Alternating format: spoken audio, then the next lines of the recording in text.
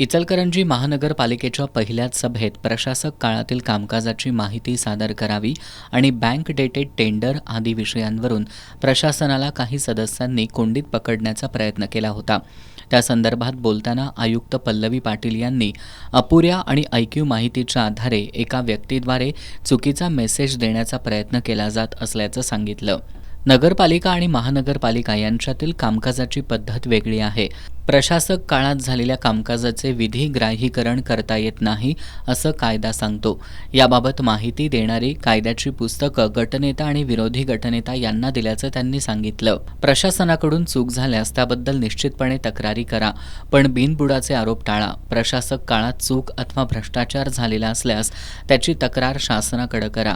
शासन निश्चितपणे कारवाई करेल. कामकाजाबद्दल सदस्यांना माहिती करून देणं हे प्रशासनाचं कर्तव्य आहे.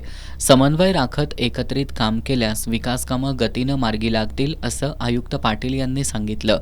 लवकरच नूतन सदस्यांची कार्यशाळा आणि अभ्यास दौरा घेण्यात येणार असल्याचं सांगत प्रशासनाच्या नाहक बदनामीचं आणि शहरवासियांची दिशाभूल करण्याचं षडयंत्र रचलं जात असलं तरी व्यक्तिगत स्वार्थासाठी आपण प्रशासनाचा बळी जाऊ देणार नाही असा सूचक इशाराही त्यांनी दिला.